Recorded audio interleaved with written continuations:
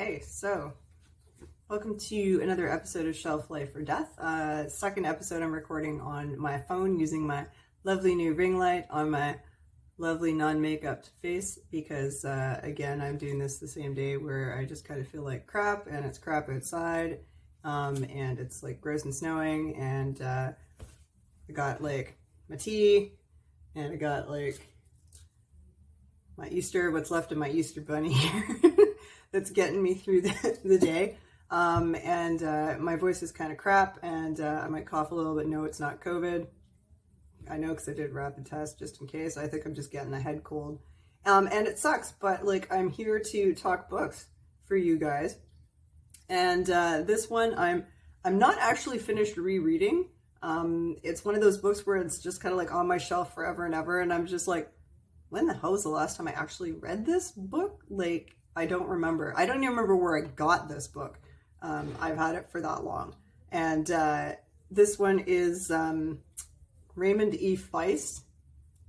Woo, my ringlet is reflecting on that. Let's try and like angle. There we go. Raymond E. Feist, and he also writes like science fiction. This one's called Faerie Tale, Faerie. And this is like a little more like, they call it a modern masterpiece of dark fantasy. I don't think I'd go that far. But it's a really interesting take, fairy folklore, and it manages to work in some like weird cult, like Illuminati level shit as well too. I don't want to like, spoil anything in here for you. But it's about a family who moves to this farm and like kind of like rural New York, and it was owned by like this German guy who turns out was into like some weird culty stuff. Fairies are coming back, but this is more like Grimm's fairy tales, fairies, like the real folklory, non-Disney shit, lure you to your death or some other demise, assault you. You know, kind of fairies, steal your stuff. Like, you know, we're talking like the real deal. Yeah, which is why like people were so terrified of like fairy mounds and things like that. Like you could be lost forever. Like you go insane. You could, you know, women could be like raped. You know, you could have your money stolen. You could like have your throat slit. Like, you know, this kind of thing.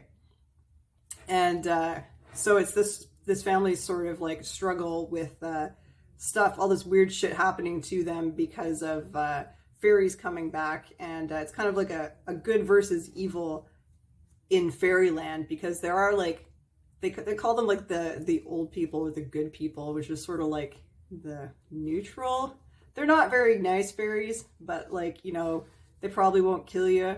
And then there's like the really bad fairies who will like kill you for fun just because you happen to be there, or they go out and do it on purpose, or they lure children to their death, like drown men in lakes, that kind of thing. And this families kind of get sucked up and caught into the middle of this. So it's kind of interesting. So like on the front cover there, you can see sort of like based on, it's not a very good cover, based on the Wild Hunt. And we got like a little more on the inside here, which is pretty cool. So it's sort of like the Queen of the Fairies versus like, you know, the really evil fairy court. The Unseelie court, as the Scots call them. It's like not the greatest book I've ever read. It's fun. There's like a whole sort of weird overtone of like kind of eroticism a lot through it. Because like the fairies are like very, they're like very like sexual, earthy, pagan, fertile, like that kind of being, right? And so like a lot of the times, like if you know humans like run into them or something like that, you know, they'd fall in love with them, or you know, lust with them, or like that kind of thing, and you know, follow these women off to fairyland or something like that. So there's a lot of like sort of like erotic under and overtones like throughout this book, but there's also like a fairly like not traumatizing, but there's like a very sexual assault scene, which is might trigger some people. Let's put it that way. like the writing, it's not awesome. It's an interesting story. I think there's like a lot of stuff that probably could have been like left out of it. I actually find the fairy angle easier to believe than like the cult angle that's involved with it, which is like seems more far-fetched kind of thing than like ancient fairy folklore. Which is like, I don't know why I find that more believable or less believable, but I do. And I'm almost at the end, as you can see here again too. And like I'm kind of like torn between, it's like, do I want to keep this book? Or do I like want to sort of put it on like the giveaway pile now that like I'm rereading it, like, oh my god, it must be like 10 years later or something like that? Because like I don't know if it's that good to keep, but on the other hand, I've never seen this book anywhere else. And I was like, yeah, I don't know. I have a feeling it's probably going to end up in the little library up the street, to be honest. Because rereading it, it seems like a little more like trashy than I remember it being. But yeah, which is kind of sad. So like not everything in my book collection is like gold, clearly. And this is why like I feel like I need to go through my stuff and you know, purge, because like who has the space, right?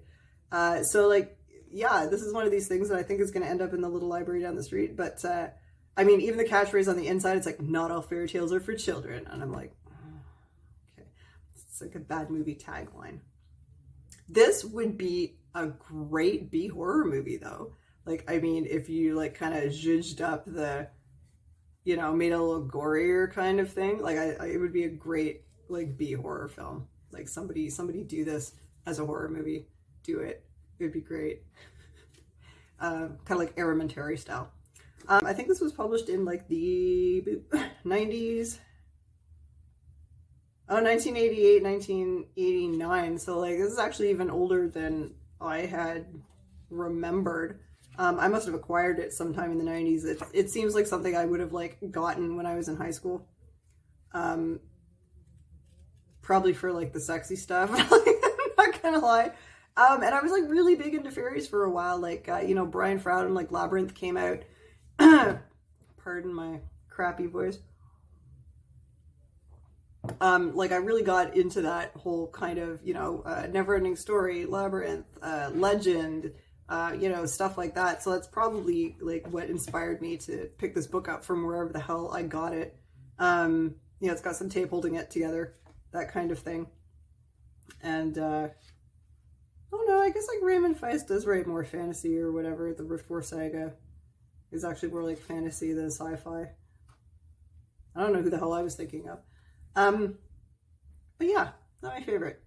But if you want to check it out, if like freaky fairies and, you know, changelings and secret society cults and fairly slow pacing are your thing, then check out Faerie Tale by Raymond E. Feist. It'll be up the street in my little library. Probably in a couple of days if you want to grab it then. Anyways, signing off. Thanks for a little short stuff here, and again a little bit later, I just got a book back from a friend who had it on loan for like, I don't know, like 5 years or something like that. And that'll be slotted into the Le Sexy Times Naughty or Nice playlist. It's called Belle de Jour, which I think got made into like some sort of TV miniseries a while ago. Escorts. So yeah, come back for that.